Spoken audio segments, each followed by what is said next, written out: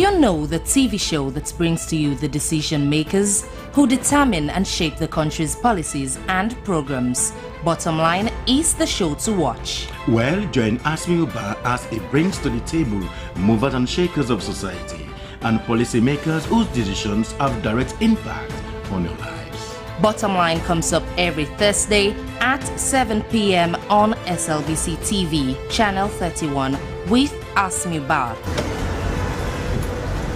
Bottom Line on Slbc TV, the program you can't afford to miss on Slbc TV, channel 31. Join me now. The show that touches every aspect of society as we leave no stone unturned. It's Bottom Line, only on Slbc TV.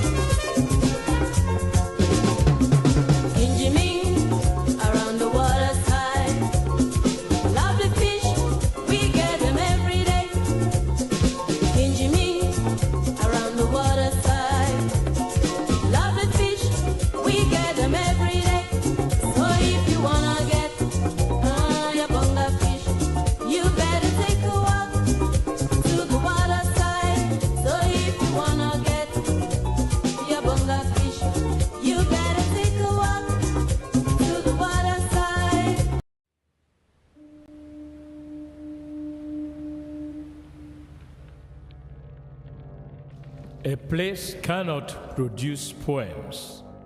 It can only not prevent them. And Freetown is good at that, for Freetown has its own sudden elegances. People are slow to leave it, quick to return. And there are others who come for a year or two and stay for a lifetime, sensing that they found a city that is in the world, yet sufficiently on the edge of it to have a different resonance. Let me tell you something about this city.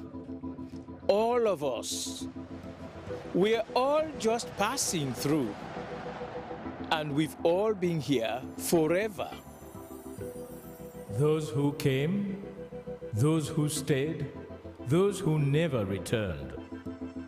Tides turn, seasons change. We've waited and we've watched. But we've always been here. We've always listened, because there is a different resonance here. It comes from the river, and the land, and the sky. It's our place, all of us. This city belongs to everyone. And you know when it's your time. And it's our time. Listen, we are Freetown. The golden rules of Freetown. Don't pretend you're something that you're not. Don't go thinking you're better than anyone else. Or that anyone else is better than you. Don't shout about it. Get on with it. We are Freetown. Freetown! Freetown! Yeah! We found our voice again. I'm from India and Freetown. I'm from China and Freetown. I'm from the UK and Freetown. I am from Nigeria and Freetown. I am from home and Freetown.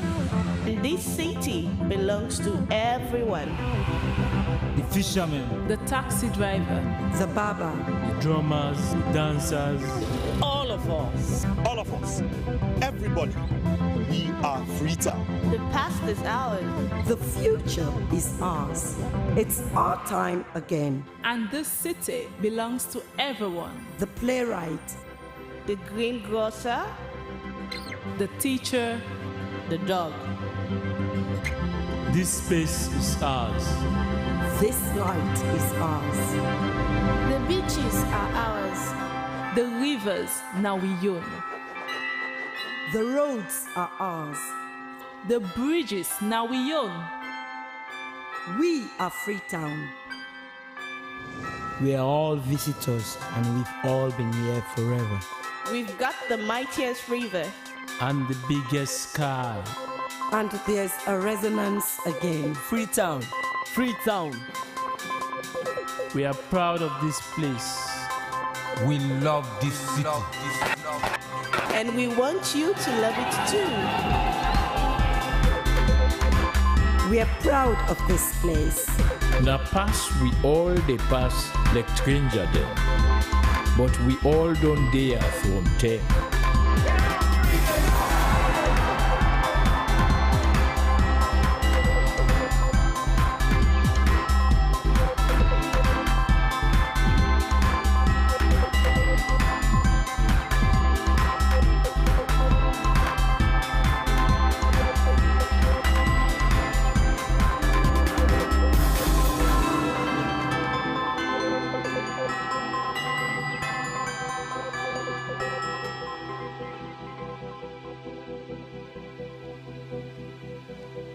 Come here, and you'll feel it, that end of the line sense of freedom. Say yes to Freetown. Say yes to freedom.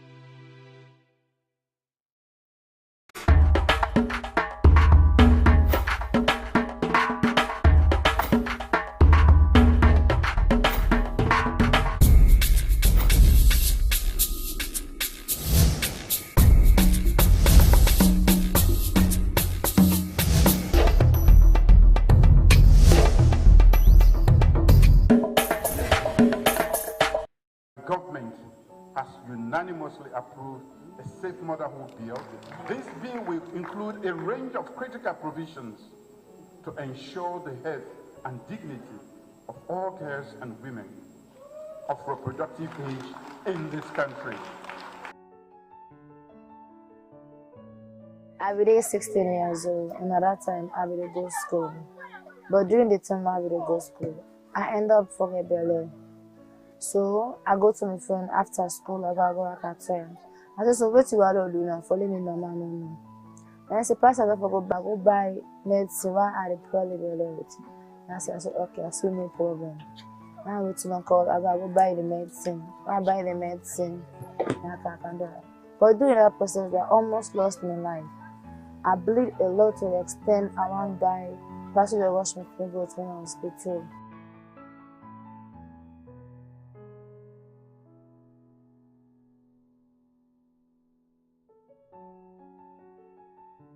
I will go to school from 3 and a half, then I get belly, but I don't know about prevention. So now be no more than there. So now I can't get belly. Then I born the pikin. Say now not able to go school again.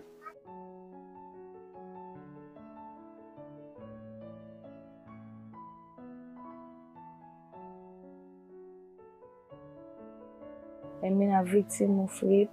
It happened a couple of months ago. When that door happened, my mother see the signs and permit tell me say I don't get belly, they deny.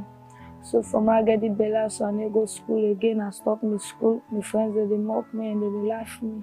I'm able to go school because I'm unable to explain the person. I'm able to pull the belly so up till now I get the belly out soon.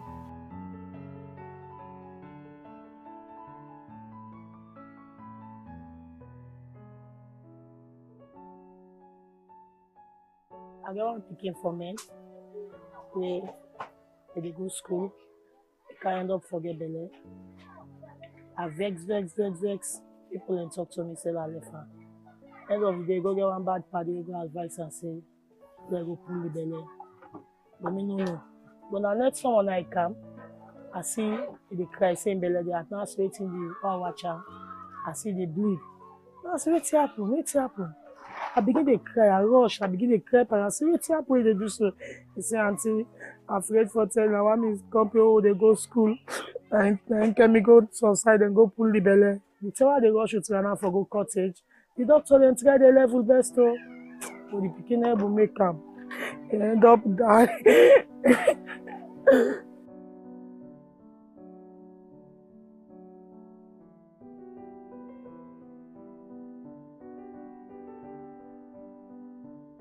My name is Fatima Masai. I got 5 pikin. My first pikin at the age of 17 years now born, and because of another prevention. Don't let my things hard for me for taking of them beginning day. I had a stream for taking of them beginning day. It's not easy for me for that take care of them.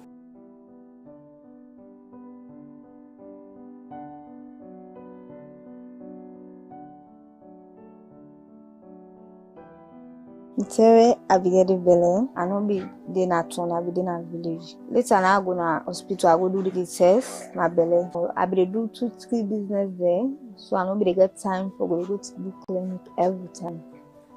But luckily, when me time she carry for born, when the mommy check me, then say you picking her foot in the couch. He say her foot she dey born with. And I say okay, let's try all the way for let the picking go turn in aid. They're not able. They torment the picking, so they strain the picking till what can born now, my picking die.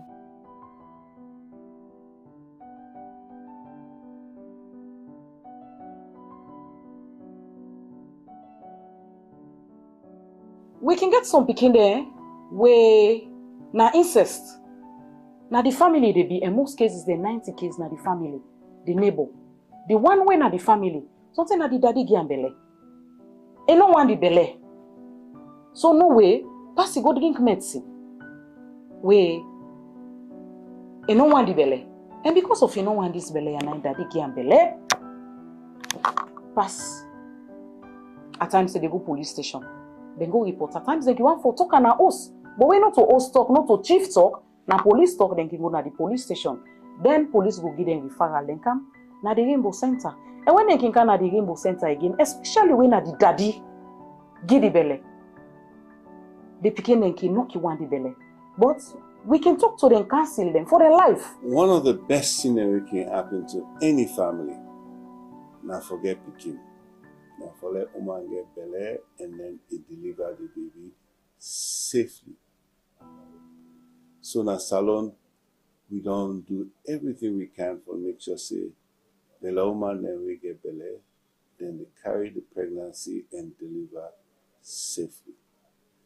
So we go and bill now in our parliament. We parliament they consider for passing to law. We say every belly woman, we for do everything.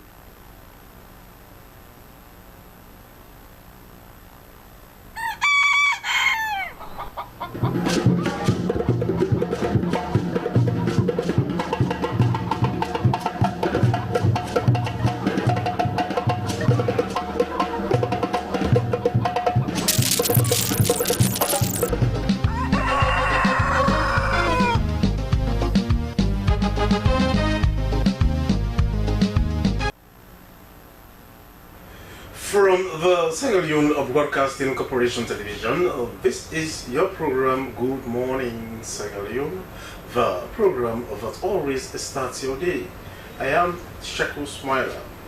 Our quote of the day is from a Roman poet, Horace, and it says, "Death beats equally at the poor man's gate and at the palaces of king." It is indeed true.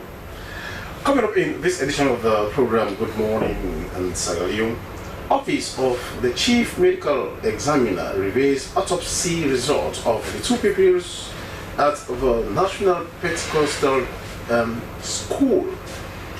The Media Reform Coordinating Group launches National Funds for Public Interest Media aimed at strengthening the media in the country.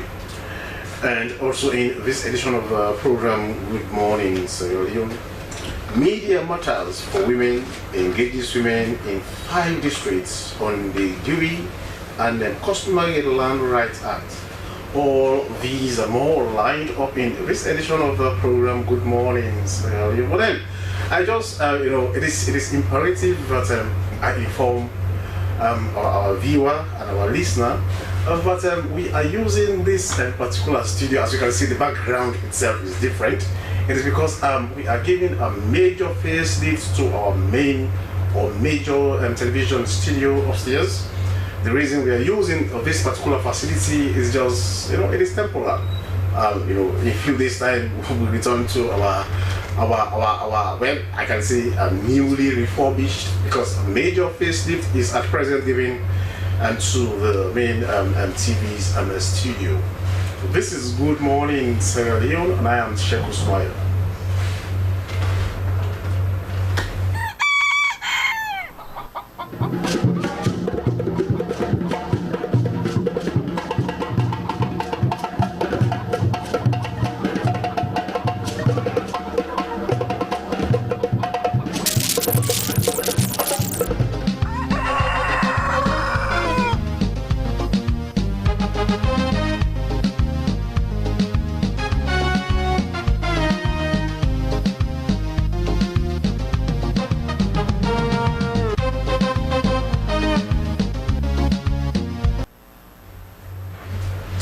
We're back, and the program you're still watching is Good Morning Sierra Leone, live from a broadcasting house, New Englandville in Freetown. Well, as you may have heard in the news, the Media Reform Coordinating Group, MRCG, in collaboration with its partners, has officially launched the National Fund for Public Interest Media. This initiative aims to support the creation of high-quality media content that empowers citizens, enabling them to make informed decisions and engage in inclusive discussions on issues that directly impact their lives. The fund will support the production of high-quality content that empowers citizens and stimulates an inclusive discussion of the issues affecting their lives, among others.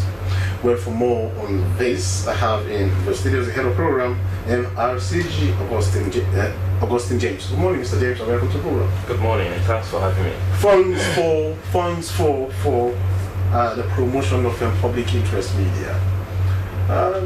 Just give us, a background, a brief background to this. What the motivation?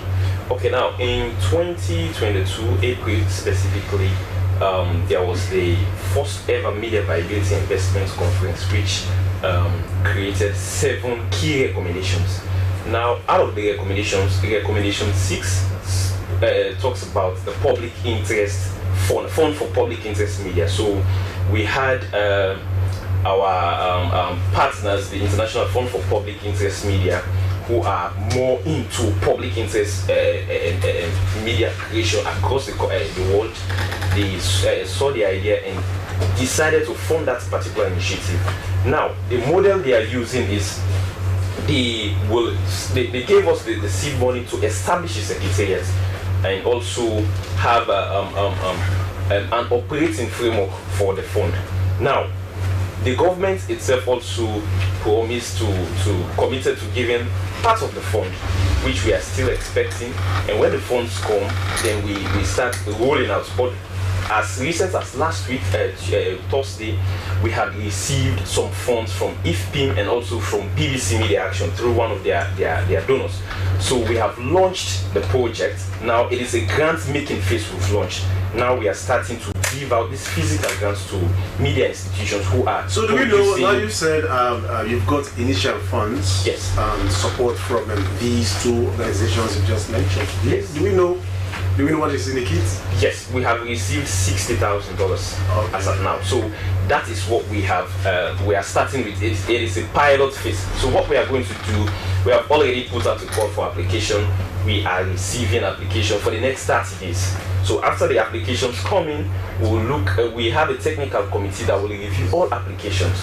Yeah. So we have already the things we need. We have the application and also the eligibility criteria. It is online. We have published that online. So anybody applying. For Mr. James, for the benefit of those who are not online now and you're here in person, do we know what qualifies a media practitioner or a media institution to benefit from this one? One of the major criteria, you have to have a registered media institution. Okay. It is not a fund going to be given out to individual journalists as per freelancers. For this initial stage, we are targeting media houses. You must have been in a registered media houses. You must have been complying with the IMC regulations, for example. That has to do with the NACIT for your staff, your re-registration annually, all of those things. They are just a flexible eligibility criteria that we have set for the application. But then the thing is, now you said at this initial stage, you are not targeting individual reporters or let's say freelancers. You must belong to a media institution. But do you also take into consideration the editorial policies of some of these media institutions? Because it is about public interests. Probably what will be of interest to some will not be of interest to others. Do you also take into consideration their editorial policies? Yes. So in the call for application, we have a definition of the IFPIM idea about public interest content, which is basically about contents that are in the interest of the ordinary people, the ordinary citizens. Yeah, that is what we are looking at.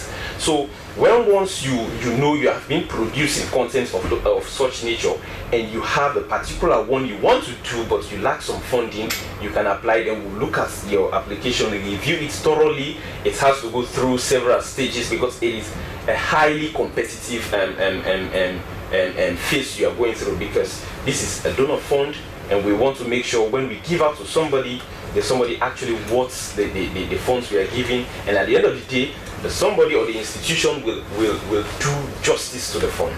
But now you are dealing with institutions and not individuals. Now, as part of the application process, do you reach an agreement with these media institutions that yes, this particular reporter, because that story is going to be done by a reporter or a producer, as the case may be, and it has to be published. It is a story that has to be published or broadcast, as the case may be. Do you seek assurance from probably owners or managing editors or proprietors of media institutions that once that story is processed, it is going to be broadcast or it is going to be published? Okay, so what we are looking at the institution. The institution applies for the fund. Okay. So when the institution gets the fund, the institution we are expecting the institution to produce the content. Okay. So it is now left with the institution now to give the production to one person. You understand? We are not targeting the one person. At the end of the day, when we are looking at our monitoring and evaluation, we are targeting the institution because the institution applied for the fund, the institution was given the fund. We are not targeting individuals. But then do you also take into consideration censorship? Because the thing is that probably yes, an institution is giving a lot of assignments to an employee and the employee goes out and comes. The story is processed. But at the same time, you know, you have editors who are the gatekeepers or the producers also, who might want to interfere with the original content of whatever the advert reporter might have brought in. So do you also take some of these things into consideration? So how the fund operates, like if you have applied as an institution, you are granted a fund. There is a monitoring and evaluation team at the MRCG that follows up with you at every step of the way. So now when you are applying with a pitch. You have a story idea that you want to pursue. You are going to give us a detail about what the story is about, then what's the impact, what's the expected outcome, what the objectives are for the story. So at the end of the day, we have those pitch within the MRCG. We are going to monitor. It is our duty now to ensure you do not deviate from that original pitch. You do not go aside what you had proposed. We are going to make sure we work with you along the way. We are not going to leave you, okay, let's just go put this way, don't encounter. No, we are going to follow you along the way as how you put this till the end of the production. So do you release the funds in tranches, or it's one go? It's one go. Okay. It's a one go. When once you apply, you attach your budgets. It is flexible enough. Then let me also make this clear. The fund operates in three folds. We have the small fund, the medium, and the big fund. The small fund range between $2,000 to $2,500. We have the medium fund, which is around $5,000. Then we have the big fund, $7,000. So the weight of your pitch will now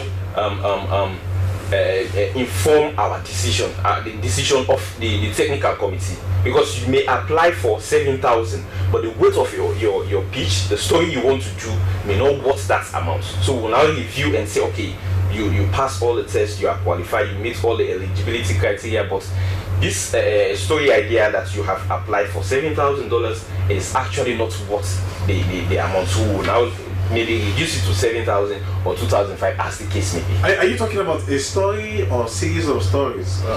We are looking at public interest content.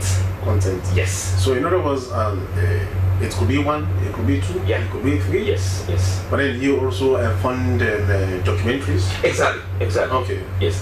Once they are within the environment of public interest content. In fact, that is what we will encourage freelancers to do. So if freelancers come together, for example, have a network, though we are not giving the funds to individuals, yeah, but freelancers who have a network and their network is registered, we'll take them as an institution. You get the point? That's how we are operating. So maybe by the second call or by the second phase, we'll now start to look at, depending on the more funds we get, we'll now start looking at individual. Yes. So now, Mr. James, are you only targeting the traditional media, or this particular fund, extends to the new media? So for a start, like I said, this is a pilot phase. Okay. During this phase, we are going to learn, relearn, and unlearn. So during this process, we want to target, for example, the traditional media for a start. Maybe as how the model goes, as how the production becomes at the end of the day, we'll now review the strategy and say, okay, let us give opportunities to the online space, the bloggers, for example, including the individual journalists. The individual journalists. But for the first, this pilot phase, we are targeting media institutions. All right, thank you so much. He is of the program, the head of programs at the Media Reform Coordinating Group, MRCG, Augustine James. And the program you're still watching is Good Morning Sierra Leone, live from a broadcasting house, New England, Freetown. Well, Assalamu alaikum to our Muslim brothers and sisters as we are fasting, and also to our Christian brothers and sisters as we are observing the holy month of Lent. Ramadan Kareem to the Muslims, and also a blessed Lenten season to Christians. We continue with the program, and this time we are going to look at our health, because it is really imperative to take care of our health.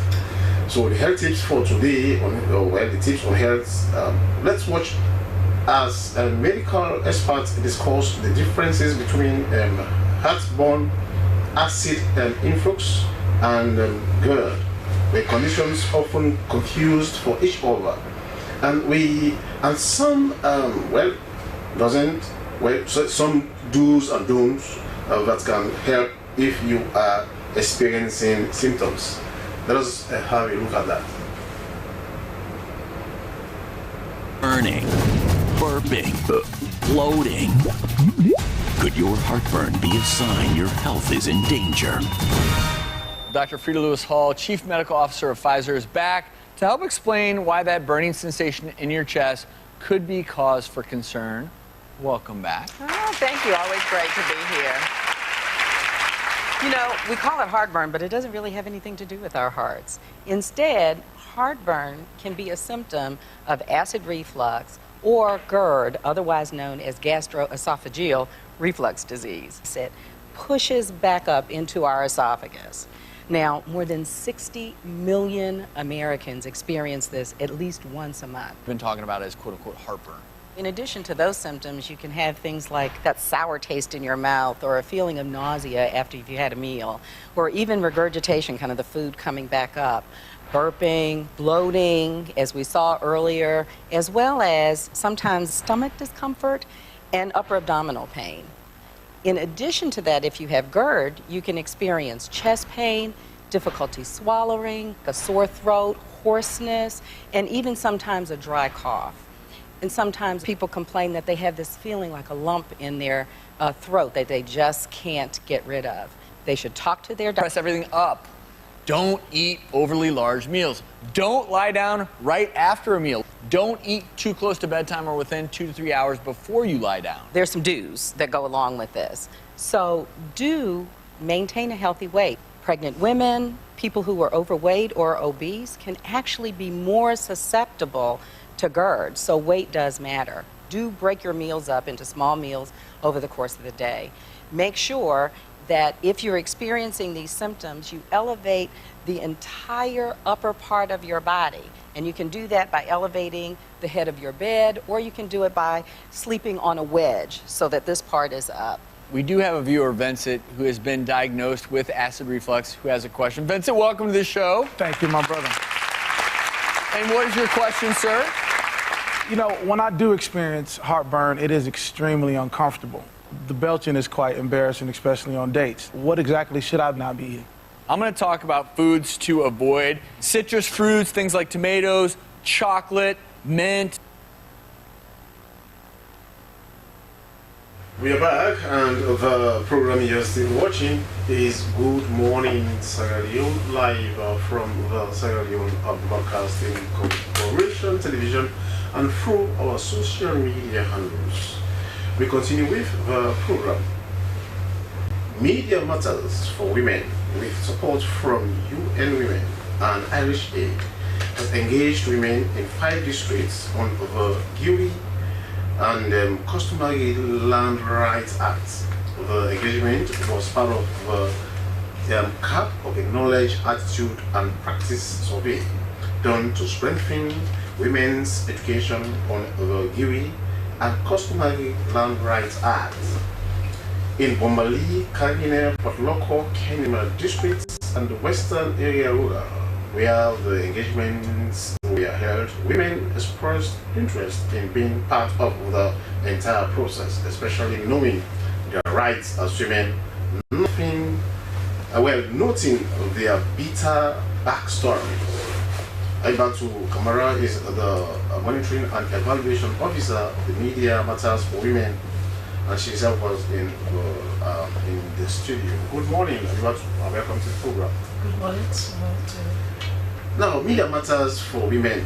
You know, we have WIMSA, we have Slavish? Yes. Slavish, okay. And now, Media Matters for Women. You know, tell us, just give us a brief background to this before going to the subject matter. You know, okay. Just give us a brief background to this organization. Thank you. Media Matters for Women was established in 2010. It was established after a research was done and discovered that lots of women in very difficult for them to have, as I say, access to things that women in the urban area can easily access. We also have advocacy around sexual reproductive health and rights issues, wherein we support girls in rural areas to get information about their menstrual health and hygiene. We don't focus more in schools within Freetown. We go to places like, for example, if you go to Kenema, we can go as far as Pangoma, we can go as far as Dodo, wherein when you go there, you engage girls, you ask them about their menstrual health and hygiene. A girl will tell you that they don't even know what it means like to take care of themselves. You go there, they will tell you that girls don't even know how to get menstrual pad so that they can be able to take care of themselves. And so this has been affecting them, even for them to go to school. It's going to be very difficult because for them, as far as they are concerned, if they are seeing their menstrual period and they don't have what it takes to take care of themselves, so they need to stay home. But with the presence of Media Matters for Women, we go there. We just don't go there and help them to have access to those information, but we ensure that we support them to have menstrual pad, which they themselves can, sew for themselves and made, so that they can find it easy to get it to go back to school instead of them staying home when they are seeing their menstrual period. We are also engaged in empowerment of girls and women. Last year, we empower women in 3 regions, that is Western Rural, Bombali, and also we target women in Kenema through our digital project. We supported them with digital literacy, and also we try to help them with a startup kit. We are in for 3 months. We'll go to one particular region, we'll conduct classes on digital literacy for 100 girls in one district and 10 female entrepreneurs, wherein we have opportunity to learn how to use computer, and for the women we help them to know how to market their business. Because for some of them, if you say, ask them, how can you market your business? I don't have money to go to the radio, I don't have money to go to the television. So we help them to know that with just your mobile phone you can be able to market your business. And we just don't show them how to do it. We provide mobile phones for them. We provide them with a small amount of startup so that they can able to find a way to promote whatever business they are engaging, so that they can be able to make life and to make a living out of it, and that's through that they can be empowered. Now, have you witnessed, especially in the area of land rights, which was the focus of this campaign, you did in these and districts. Some women have very poignant, stories, very sad stories to tell about how they were bullied after the death of a husband. Those stories, very poignant ones. What experience did you gain from those? Well, as we receive funding through Young Women with the support from IHAID, we first of all conducted a CAP survey, which means knowledge, attitude, and practice. And out of the survey, we discovered different kinds of findings, which shows that indeed, first of all, women don't know about the act. Because when we did the survey, 51% of the people we spoke to, we targeted a total number of 2,500. And out of that 2,500, only 51% are unaware of the act. And among the percentage of the people who know about it, like that is 49% of the people who said, yes, we know about the act. Most of them are men. Majority of the women don't aware about the act. And so in other words, the men who know will not tell the women. Yes, when so they keep them in darkness, in perpetual darkness. Yes. They keep them incommunicado. Yes. Because then even they know yes. that these are the things that obtain, they will demand for them. They will demand for their rights. Exactly. So they keep them in perpetual darkness, so they don't understand anything. But then we are able to uncover. Because the thing is that your business was to uncover. So we are able to, tell us the impact. So when after our findings for both the GUI Act and the Customary Land Rights Act, and we decided to come up with town hall meetings, and during this town hall meetings we did not only engage the women, we tried to engage the stakeholders. We bring on board the men who are also in the communities, and when we bring the men who are in these communities to be part of this town hall meetings, we give them the opportunity for especially the women to express what they have been going through. Now, one of the things that comes up clearly is that, first of all, as I told you, they are not aware of the act. Also, with the Land Rights Act, 62% of those people we spoke to said that they don't know, including stakeholders. They don't know, they're not aware of the act. And again, majority are women who will tell you that we don't even know. I know you have a lot to talk about. But now it's time for us to go for a very short break. When we come back, because this is a perennial problem in this country. Yeah. Women being bullied because they don't know their rights, like you just mentioned. They are kept in perpetual darkness. Yes. They don't know the laws. So we go for a very short break and we'll be right back.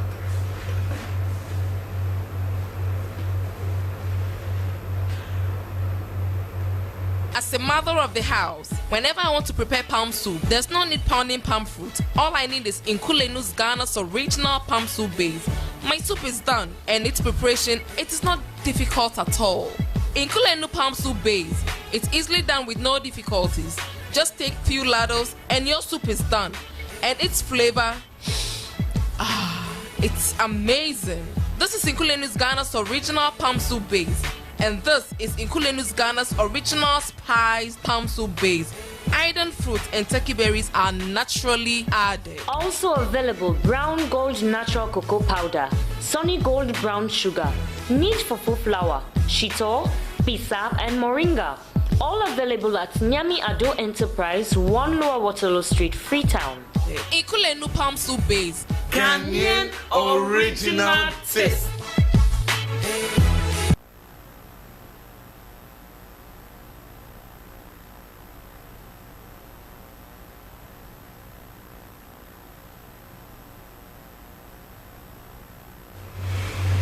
We're back, and the program you're still watching is Good Morning Sierra Leone, live from the broadcasting house near England Vale in Freetown. Well, as you may have heard also in the news, a devastating incident at the National Pentecostal School at 4th Street plunged the Main Street Circular Road community into mourning and sparked widespread unrest. 2 children were found dead within the school compound. The tragedy occurred on March 18th, when 3 children went missing during school hours. Their backpacks were discovered on the school premises, prompting an immediate community-wide search. The search ended in horror when 2 of the missing children were discovered deceased inside a vehicle within the school compound. An autopsy was conducted, and in the studio to talk more about the outcome or the result of that autopsy, we have here the Deputy Chief Medical Examiner, Office of the Chief Medical Examiner, Chief Alfred Kuruma. Good morning, Mr. Kuruma, and welcome to the program. Yes, good morning. Good morning. Now, I know the public is eager, because when that incident took place, there was this outcry. People said, "Oh, it was a foul play." People even attributed it to a kind of a ritual murder, and then finger pointing took place. Arrests were made, and then as we speak, the police are still investigating. What really happened. But now you are the technical people. You've done the autopsy. You know what happened exactly. Even though, some people are still questioning, your result. Tell us exactly what happened. Well, we received these corpses at the mortuary for autopsy, requested by the police for us to do autopsy to ascertain the cause of death. Okay. So, before going further, in our work, we have 2 procedures I mean, before going into the body, we have what we call external examination and internal examination. With the external examination, is one that will guide us where to go, where the injuries, of interest. So we examine the corpses. We didn't see any physical assault, no imprint that might lead to the death. So, but during the external examination, we saw the eyes. They exhibited what we call cherry red eyes appearances. Cherry red is a case wherein the individual lost oxygen due to suffocation. The blood will become hemolyzed. Hemolysis will occur. Hemolysis is wherein the blood will be damaged. And some of these jargons, you need to break them down so that the public understand. Yes. So hemolysis is a process that the blood will undergo that will lead that will lead, to it. That will lead to what I would say, for it to be malfunctioned. We see it as a blood, but it's no more blood. It will appear like Vinto. You know Vinto color? Yes. Yeah, the hymns will be destroyed. So your result is that the two kids died of suffocation, and that has been communicated to family members, right? So how did that inform the police as to how the investigation should go? Okay. Well, to us, it's accidental, because when you talk about artificial, moreover, in that case, it's a case wherein the children opened the vehicle and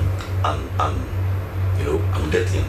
But in this case, as for me, as a forensic practitioner, when you come in, then you see the evidence that those kids are there. You don't, just have to open the door. First of all, you have to take a look at the imprint on the lock. Are those keys? We are the one that open the door and get in, or you understand? Okay. The fingerprint, So you did of those? No, we didn't, because we are not there.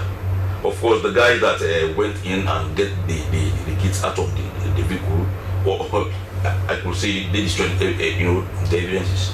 So who now to blame? Who opened the door for them to enter? There's no more evidence.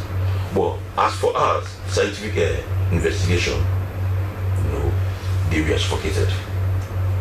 So in other words, Chief Alfred Kuruma, are you saying there wasn't any, palpable evidence, to ascertain or to kind of suggest foul play? Okay. Now, as the claim goes, he said there was mutilation taken out. Let me say, mutilation means cutting off organs, body parts. Okay. In this case, nothing like that.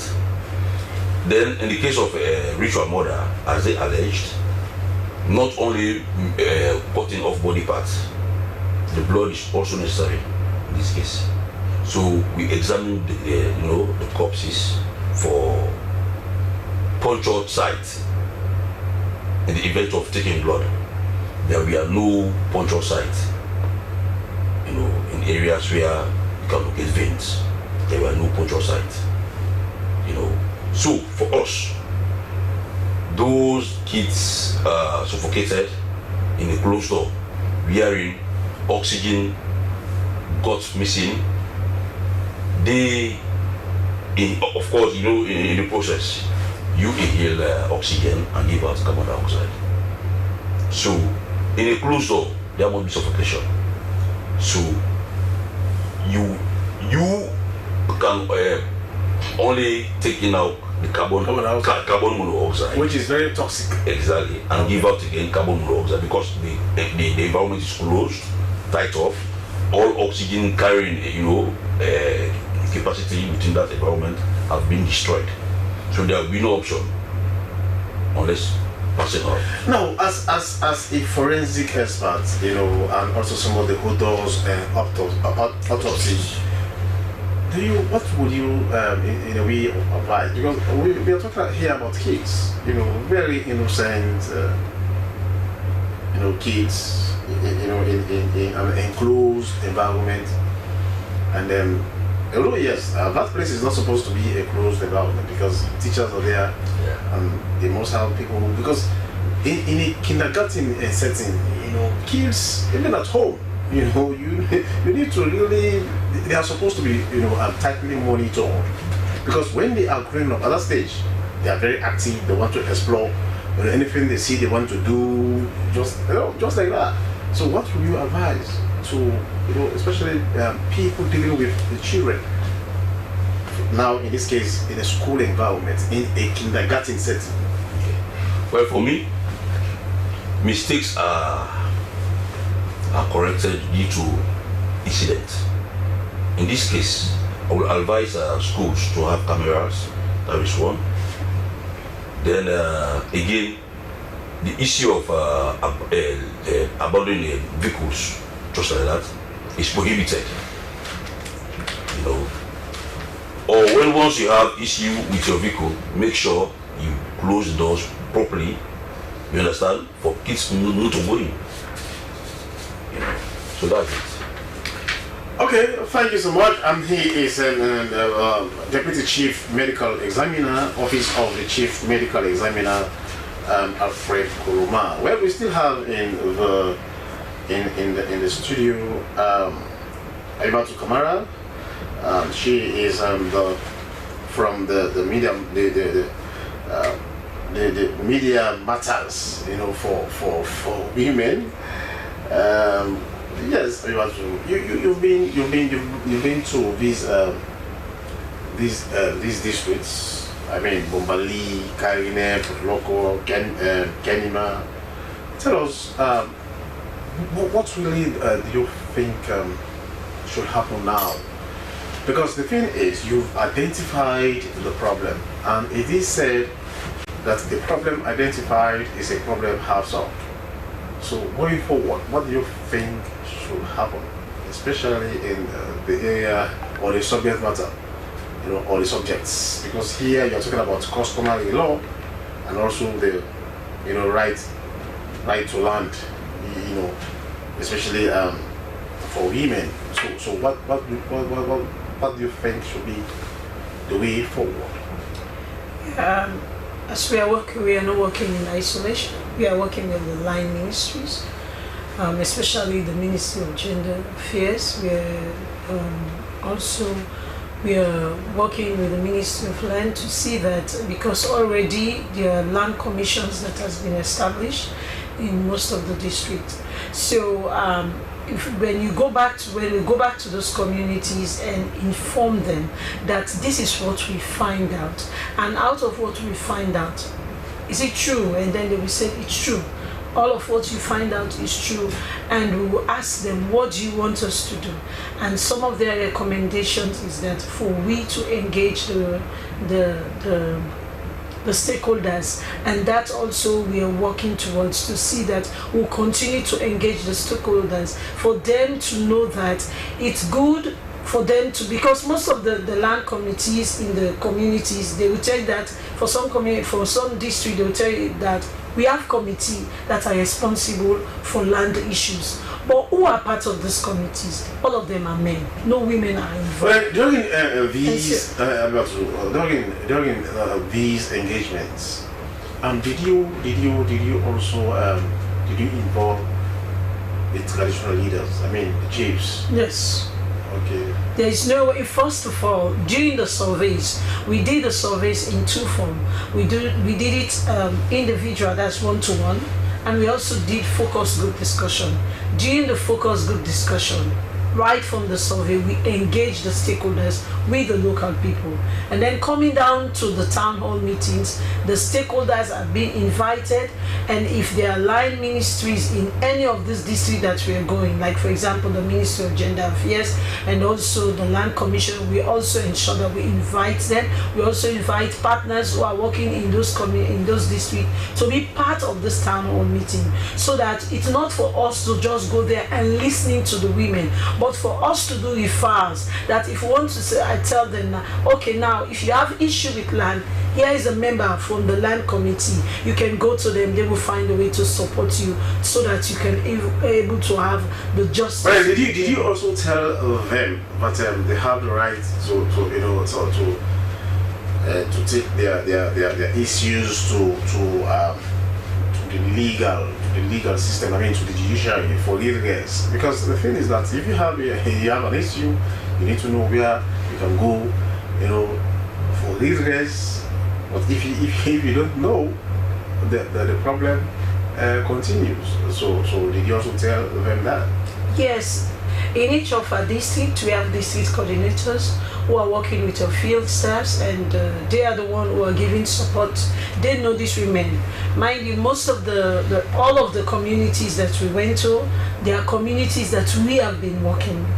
So we find a way to continue to do referrals for them, because we are not legal practitioners. So we find a way to do referrals so that they can able to go to the right people who they can talk to, so that they can able to have guidance as to how they should take decision when it comes to them having equal opportunities, when it comes to them having access to land, or for them to have the right to own land. And so we ensure that we continue to do referral to the Ministry of Gender Affairs when it comes to like the GUI Act. They have more role in that particular area, and also the commissions, that are in the different districts. We find a way wherein we can do referral to them so that they can step into. Now, have you ever engaged, for example, the Ministry of Lands, the National Lands Commission?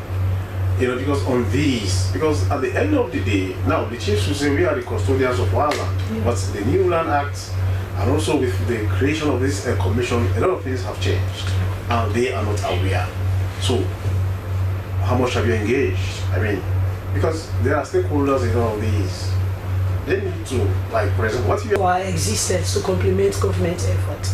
So we continue to engage the stakeholders, because as I told you, when we went out there for the surveys, some of these stakeholders, they don't know about the act. So we find a way to see how we continue to engage them, for them to know everything about the act. Because there was a particular community we went to, and they asked us, why do you have this focus group discussion? And then we said, we want to discuss about the GUI Act and also about the Land Rights Act. Oh, this is for women. They left. All the men left. It was only women. So we see a need that it's not just about just educating them, but for them to see a reason to be part of this implementation process, so that they can support women to have access to land, they can support women to own land, and they can support did you see that willpower? Did you see that willpower? Because if, for example, a meeting was summoned, and when they came, and now they came to realize it was about the GUI Act, all of them ran away because they ran. So do you think they are really willing to accept? It's law. Well, in some this was just one community where we went to do our focus discussion. It was during the survey. When the women started bringing out these issues, the men, that's the reason why they left. So what does that show? So it shows that for that particular community, when it comes to them supporting women in having access to land, or maybe having access to... Are you sure in that community, don't you think it is a representation of what is happening in many other communities? No, well, I will not say that, because in other communities, when you go there, the stakeholders will tell you that all the stakeholders in all our communities have accepted the reason for women to have it. In Sierra Leone? It's all boiled down.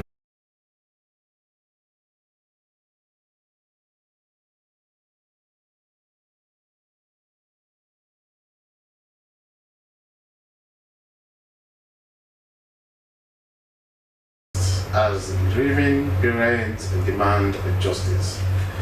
Sierra Leone commemorates Water Day with focus on water ecosystem preservation, promoting sustainable agroforestry in Sierra Leone.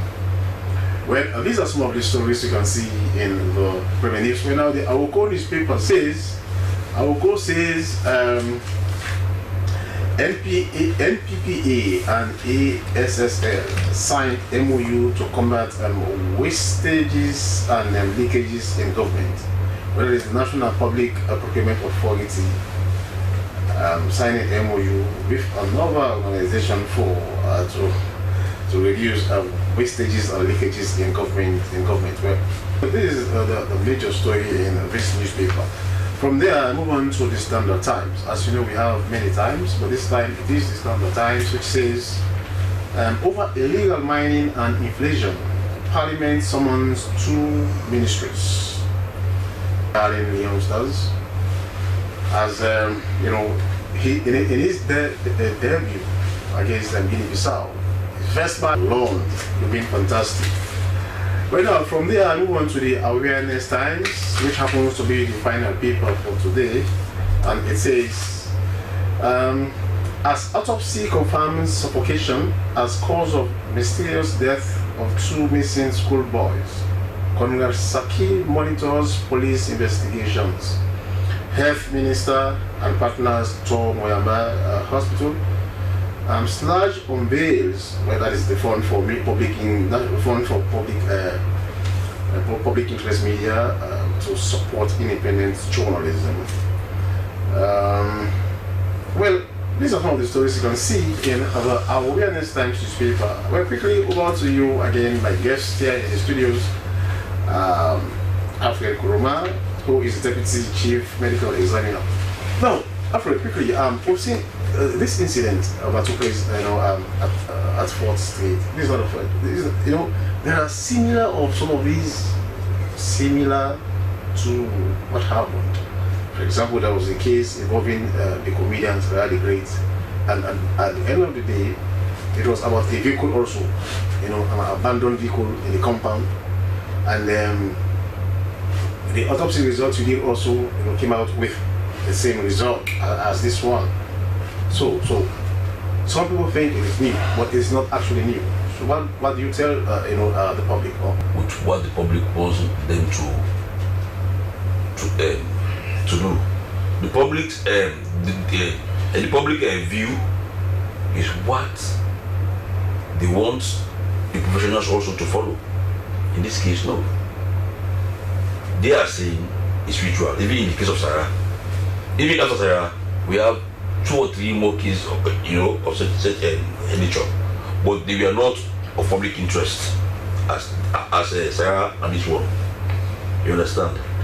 For us, we do our job. We give out a result as as per scientific evidence. Then again, we do advise the public to control their abandoned vehicles. Okay. Locked it properly for kids. No. This is just it is temporal. The reason is we are doing or giving a major facelift on the main television studio. The reason you are seeing us here, as you can see, the background also is different because major facelift is being given to our main television studio. In the next few days, we'll be back and things will return to normal.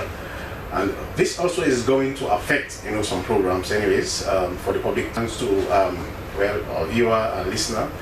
Many thanks to especially our producer Daphne Zainab Kamara. Well, Good morning, Sierra Leone tomorrow. Till then, I am Shaku Smiler saying goodbye and have a splendid day. As a mother of the house, whenever I want to prepare palm soup, there's no need pounding palm fruit. All I need is Nkulenu's Ghana's original palm soup base. My soup is done, and its preparation, it is not difficult at all. Nkulenu palm soup base, it's easily done with no difficulties. Just take few ladles and your soup is done. And its flavor, it's amazing. This is Nkulenu's Ghana's original palm soup base. And this is Nkulenu's Ghana's original spiced palm soup base. Iron fruit and turkey berries are naturally added. Also available brown gold natural cocoa powder, sunny gold brown sugar, neat fufu flour, shito, pisap, and moringa. All available at Nyami Ado Enterprise, 1 Lower Waterloo Street, Freetown. Nkulenu palm soup base. Ghanaian original taste.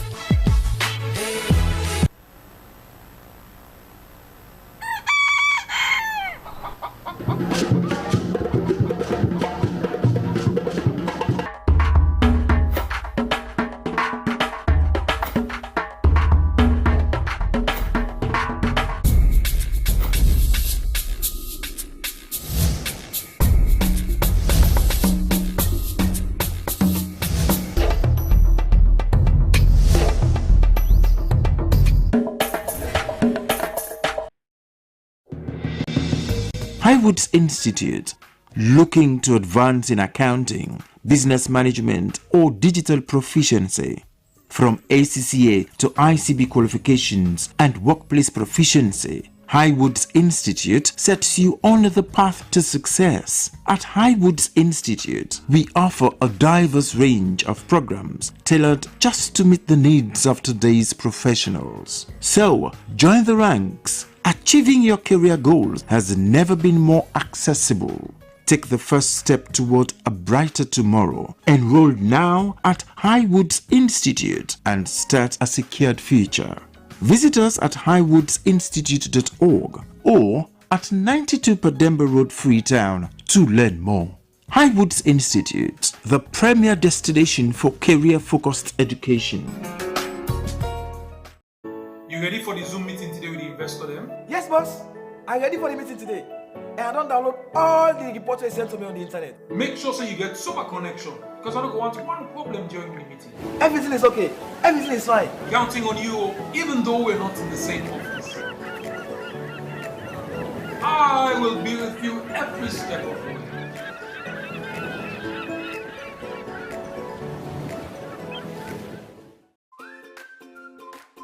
As mama, I always want waiting best for me picking them, especially when it comes up waiting them for eat and drink. Now this make I always they choose Sierra juice because they make come from with local foods them and nutritious and it gets less sugar than the other drinks them. Not to me say so. We lab test show say Sierra juice gets 50% less sugar than the other drinks them na the market.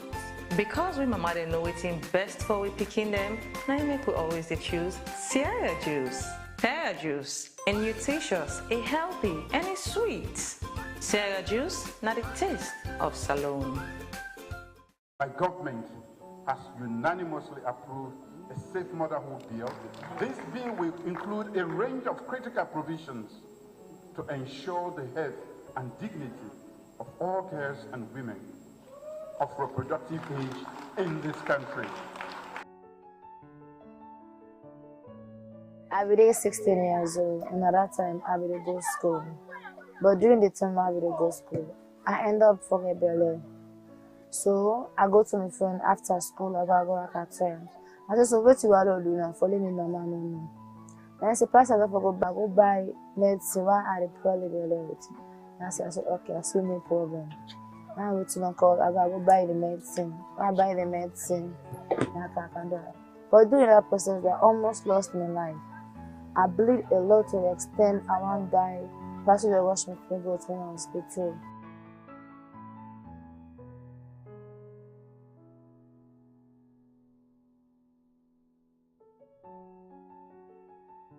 I will go school from 3 na I be na get belle, but I not be know about prevention. So I not be know about that, so now I can't get belle. Then I born the pikin. Till now, not able to go school again.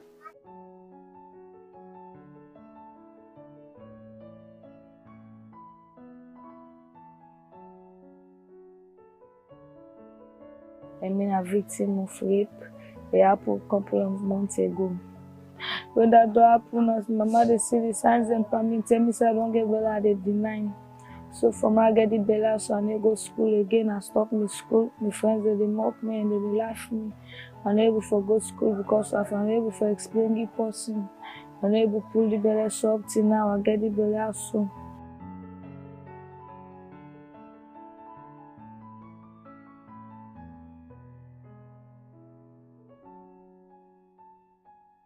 I get one picking for men. They go school. They can end up forget belle. I vex. People and talk to me say I left her. End of the day, go get one bad party, go advice and say, let go pull the belly. But me no. But the next one when I come, I see the cry saying belly, they are not waiting the one watcher. I see the bleed. I say, what's happen? I begin to cry, I rush, I begin to cry, and I say, what's happening? They do so. He say, auntie, I'm afraid for telling her, one is company who they go school, and can me go to outside and go pull the belly. You tell her they rush you to Ghana for go cottage. The doctor then try the level best, but the pikin will make him. He end up die.